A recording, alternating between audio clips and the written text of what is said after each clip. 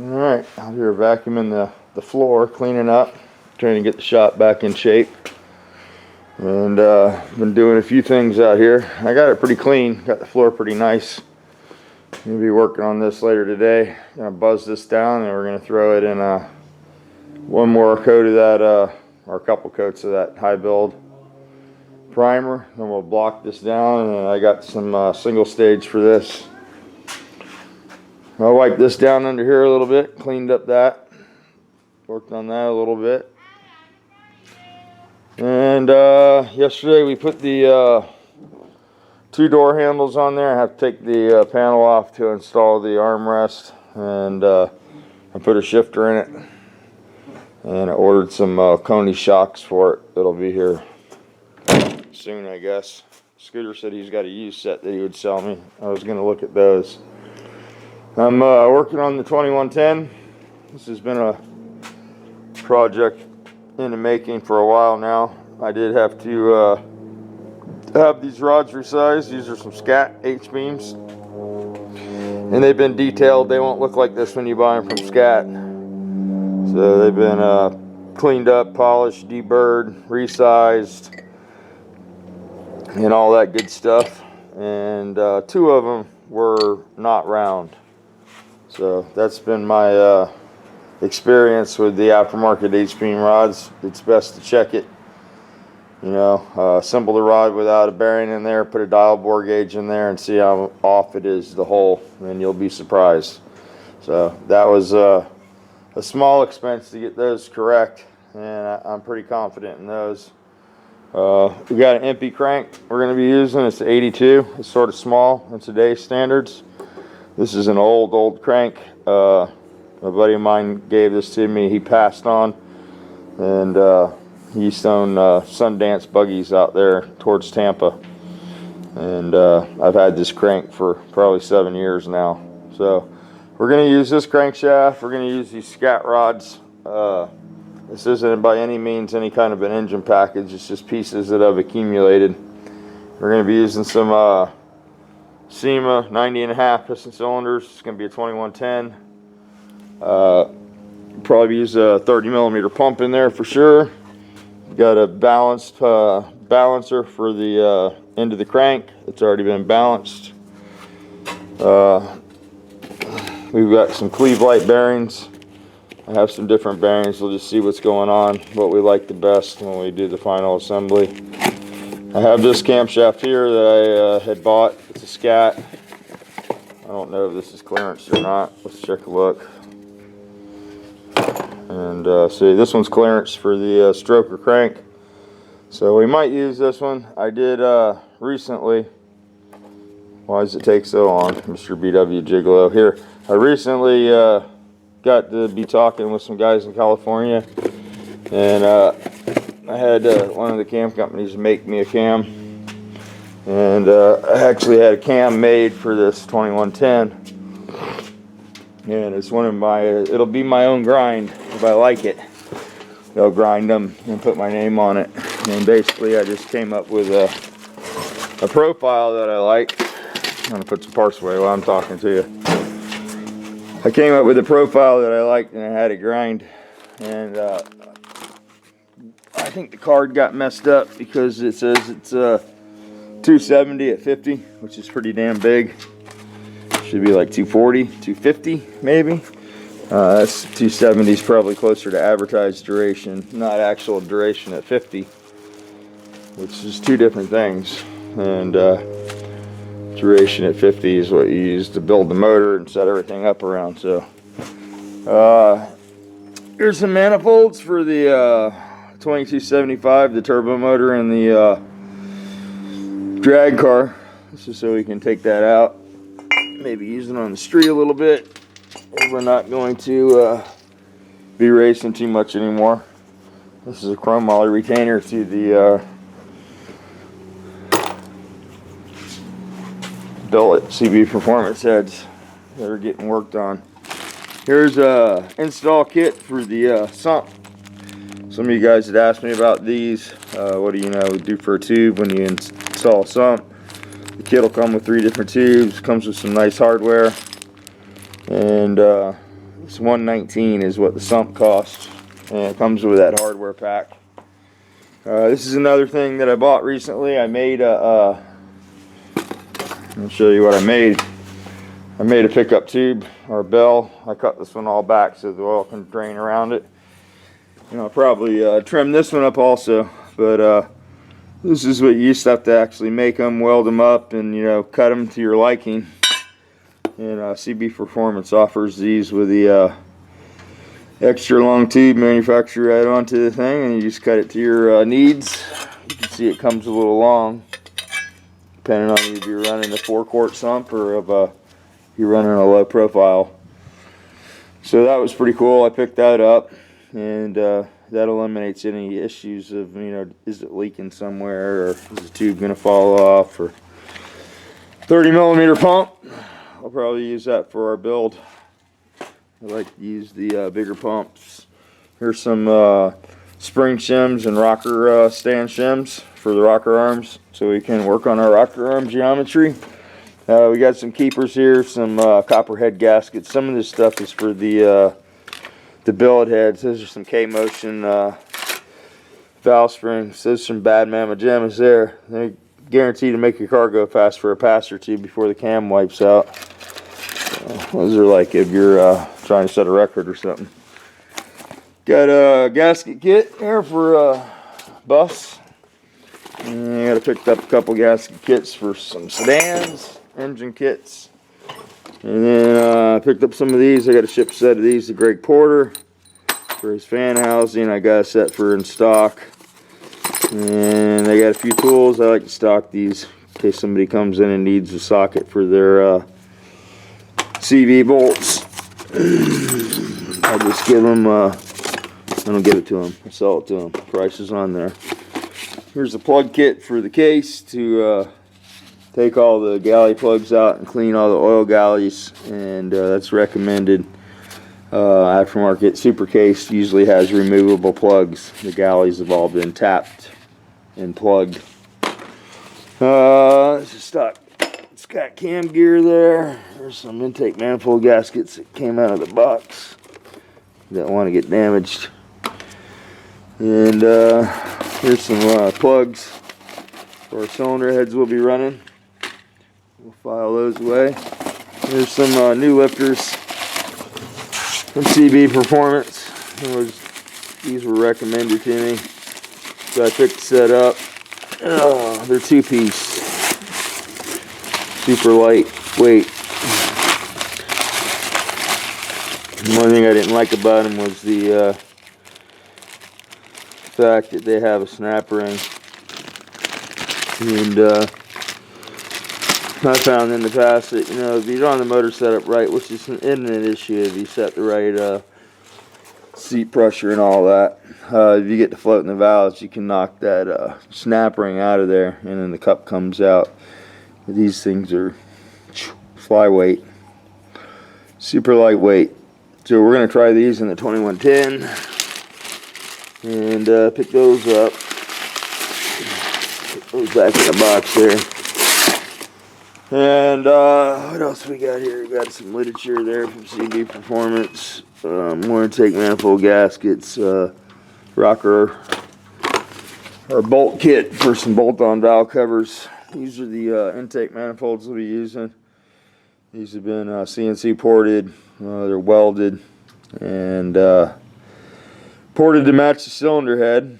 The only problem is they're tall, and it's going to interfere with my deck lid more than likely. But we'll deal with that when we get to it. They have been welded on the edges here to prevent them from breaking at the bolt. So pick those up. Those are separate. When you buy the cylinder heads, they don't come with those.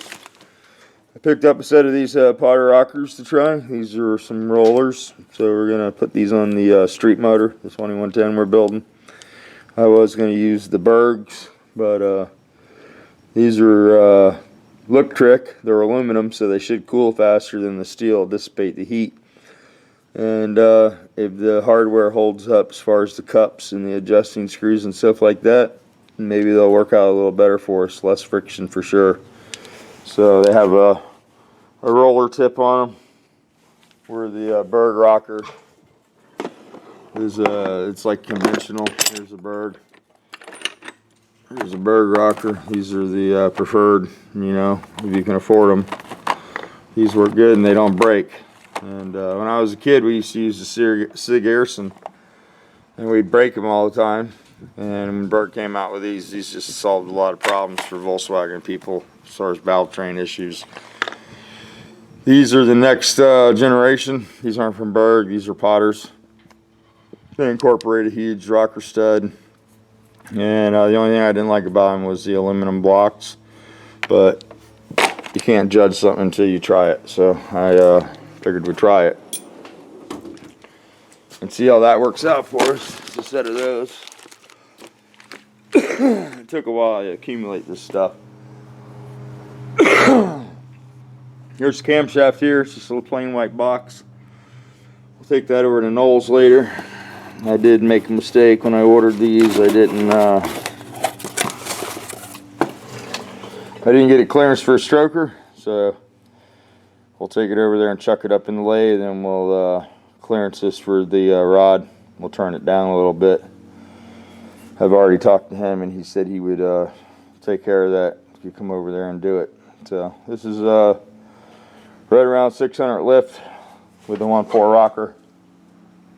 It says 270 at 50, but I'm gonna have to check that card. I think it's not correct. But yeah, sucked some metal down this morning. I ain't feeling really good. Let me show you the cylinder head, and then we'll wrap this up.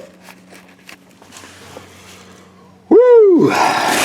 Here's the cylinder head we're going to be using. Is CB Performance head, and we had some work done on them. We had the 650 springs. That's an upgrade, and then we did the titanium retainers. These are pretty decent. They should make really good power on that 2110. They're cut out for 90.5. It's pretty good valve size there. I don't know if you could make them much bigger. I'm sure you can, but you know, the combustion chamber arrangement's a little different. So these are CNC ported and pretty decent. You see most of the intake valve there, so it should make good power, and it's where you need the power towards the spark plug. These aren't welded, they're cast as. So it's a pretty decent head. It's got the smaller spark plugs in there to prevent cracking. Not a lot of through surface for the air to go through, so we'll work on some of that a little bit. Can't do a whole lot. When they make this port area larger, of course, you lose cooling surface. So on a stock head, if we were looking like this, we'd see more of my pants through the head, and on this head we see less. And you know, you have solid combustion chambers in here, so you can machine this down. It's much more robust and rigid. So we might pick up a little bit of heat with this cylinder head. We'll just have to wait and see. But I think the little aggravation that we'll have to tune the heat out of the motor will be well worth the power that we pick up. These are wedge ports. They make the ultra wedge port, which is a little larger than this, but it's only available in a 94 bore. And I think the port is a little bit larger, and I think the valve size is a little bigger. They do have an LS spring option on these where you can run the conical spring, but we've run these on the race car and had really good luck with them, so I like the spring package. And we'll give it a try. Scooter's breaking these springs, and we'll take this head apart and interference clearance the springs and check the seats. CB Performance uses a 70 degree valve seat. I prefer a 45 or a 30. So we might cut the seat. I recut Knowles and blended the seats, and it seemed to pick up a little bit of power on the turbo car. He uses the CB Performance oval port heads, which is quite a bit smaller than this. It's a small port, and they work really well with boost. So we've had really good luck with these cylinder heads, and if I was going to buy a cylinder head, I would probably recommend CB Performance. No, I haven't used the Scat heads that are available. I have seen them. I didn't like the quality. As far as crankshafts go, Scat's probably the best there is. Unless you get into the Berg stuff or a Mullinex or something like for a Potter motor. All out performance crank. The Scat crank's really nice. The Volt stroker. You want to get a chrome moly crankshaft, don't get a cast one. I run the Bolt stroker, the 80 stroke in my race car. And the Scat crank has a few better features than this one. You know, they have the slotted journals, so it feeds the bearing a little better. It has reserve oil for high RPM, so it doesn't shed the oil out of the bearing surface. And all these holes are chamfered on a Scat crank, or on this crank they're just a straight shot. Now, you could go in there and chamfer those holes and improve the oiling on this, you know, we might do that. It's an easy modification. It's one that makes a lot of people nervous, you know, when you have to take a grinder to the surface of your crankshaft where your bearing's going to ride. Some people are reluctant to make that modification, but a Scat crank will come with those features. So I like the Scat kits. You have a choice when you buy engine kits right now. You can get a CB Performance engine kit, or you can buy a Scat. Both of them are, you know, very good pieces depending on the horsepower level you're trying to make. CB Performance has made big gains in the quality of their parts and the horsepower that you can make with their pieces. You know, they probably have the best high horsepower engine kit on the market right now. Now, without saying, I think the Scat crank is probably a better piece than what comes in the engine kit from CB Performance. And I think the Scat rods are a little bit better too. Now, that's personal preference. There's plenty of people out there that use the CB Performance stuff and have good luck with it.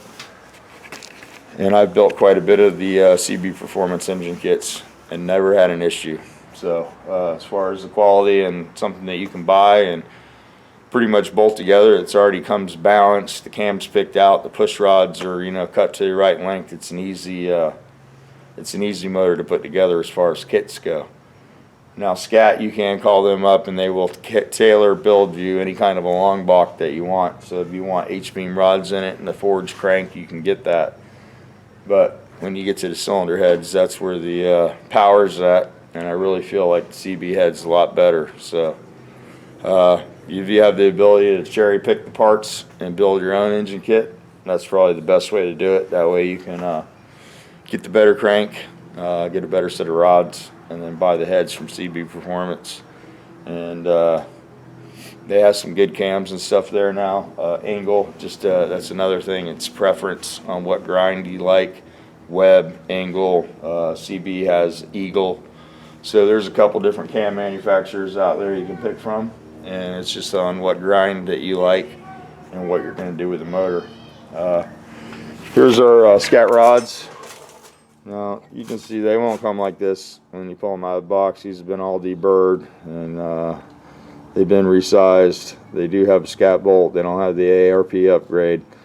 And we'll use the stretch gauge, and we'll be fine with the Scat bolt. A lot of guys don't use the stretch gauge. They torque the rod down, and the rod comes off the crank. And they're like, oh man, that rod and bolt were real shitty. It came unbolted. Well, we've talked about it before. If you don't have a stretch on this bolt, it's not going to clamp the clamp. It won't have any clamping power to hold the cap on. You have to have stretch in the bolt so you can have clamping force. The bolt has to be stretched to yield the clamping force that it can do. If you just tighten this bolt down and you don't stretch it, the cap will be tight, but it's not clamped on there. So, big difference between using a stretch gauge and not using a stretch gauge. If you just try to torque these to 45, 35 foot-pounds, they might stretch to the right length, and then they might not. The proper way to do it is to use a gauge like this, and it's just really simple. This stuff looks complicated, but it's not complicated at all. And this gauge is 80 bucks at Jegs, and it'll save your motor. So basically what we're going to do is, it goes on the bolt. It's going to be impossible for me to do with one hand, but we're going to install this on the bolt like so, and we're going to be at 0, and then we're looking for 5 to 6 thousandths stretch on the bolt when we torque it. So the torque number is sort of irrelevant. You know, what we're looking for is that 5 to 6 thousandths stretch, and that's what this gauge measures. As you tighten the bolt actually gets longer when it's torqued properly. This is probably the most overlooked step when people try to build a motor at home. Volkswagen, American car, it doesn't matter. This is a step that you can't not take. There's no guarantee that you can pull the sheet out of a set of rods that say torque it to 45 foot-pounds, torque it to 40 foot-pounds, and have good luck. You want to measure the stretch. It's the only way. You also want to torque these, make sure your bolts stretch properly, and then check your hole. And that's the first thing that you do when you get a set of these. You know, take them out of the box, get your stretch gauge, torque the rod, loosen them first. Retorque the rod with some 30 weight motor oil or some ARP bolt lube so you get a proper torque reading. After you torque the bolt, you want to check the circumference in here with a bore gauge and make sure that this is round. 9 times out of 10 it won't be. You take them down to your local machine shop, make sure that the bolts are torqued where you want them to stretch. They don't need to take them back apart, and they can usually just put them on the machine and hone the rod straight. Very rarely do they have to unbolt the rod and grind the cap and, you know, start over again. Some cases you might, but that's very rare on a new part. Now, as far as it being round, it's quite common for it not to be round, so that's something that needs to be checked. So we're going to use some straight cut gears on this motor. I think I have some of that stuff laid out over here. There's the gear set. We're using a Scat straight cut gear set. I don't like the cast gear sets. This thing got a little rust on it. Needs to be cleaned up. We already have our washers in place. These gears will come with 3 sets of washers, retard, advanced, and straight up. And you know, you need to pick the washers that are suited to your application. So we'll clean this gear up, get the rust off of it. It is brand new, and this is what we'll be using. I don't prefer the gears that are cast. The straight cut gears aren't a good idea. They tend to break, and it's havoc when the cam gear breaks in the motor. Here's the gear for the crankshaft. So the rest of the motor is pretty basic. 90.5 piston cylinders. They need to be cleaned up. They've been sitting here for, well, probably a year now. Maybe, I don't know if it's that long, but it's been a while. And that cam, I don't know if we'll use that or not. That's a C45. That's a really good cam. It's real close to a K8. Again, brand preference. I don't tend to like the Engel grinds.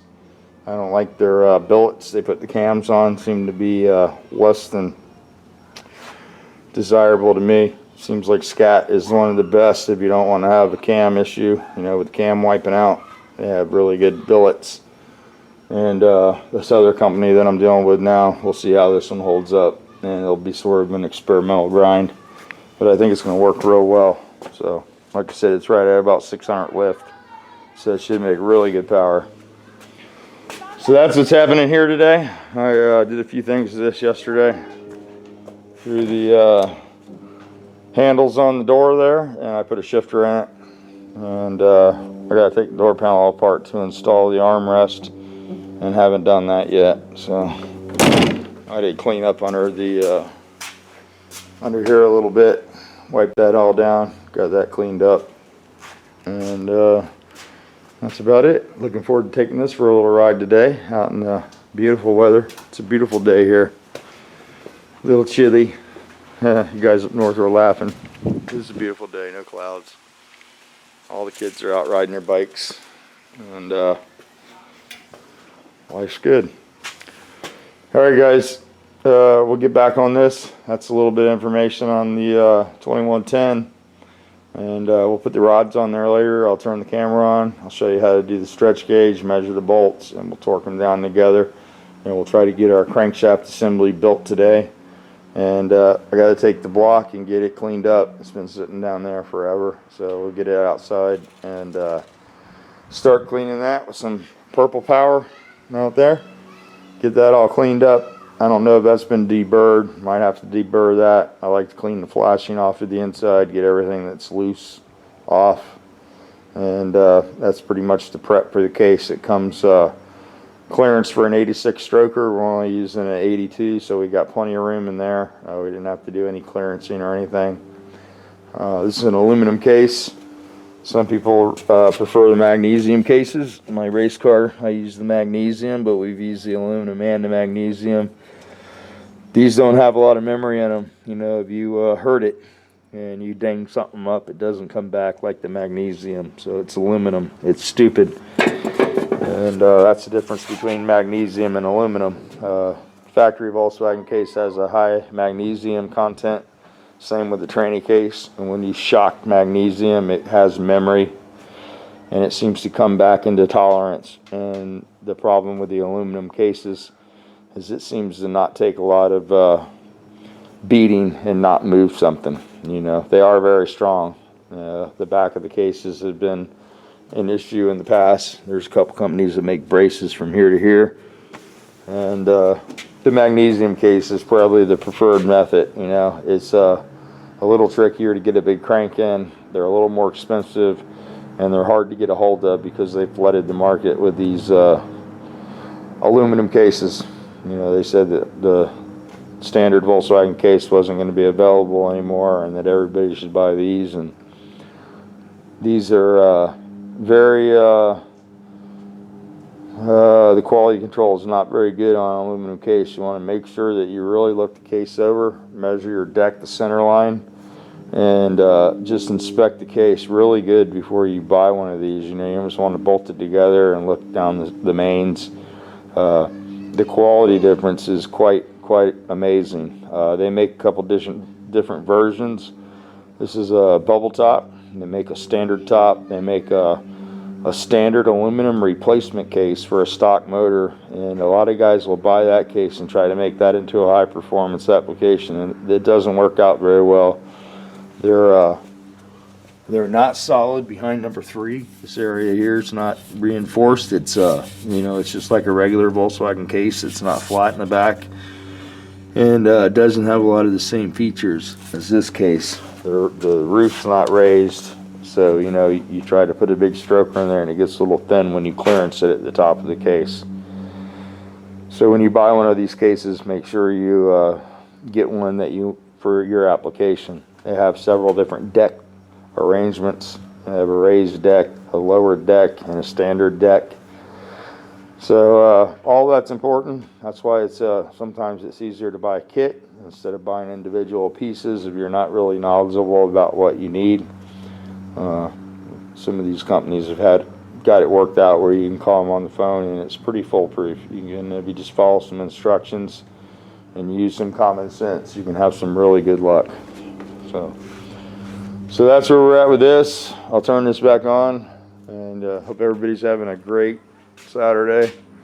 And push that record button, subscribe to the channel, push the like button, and share the video if you wouldn't mind, and help the channel grow. Until next time, thanks for watching.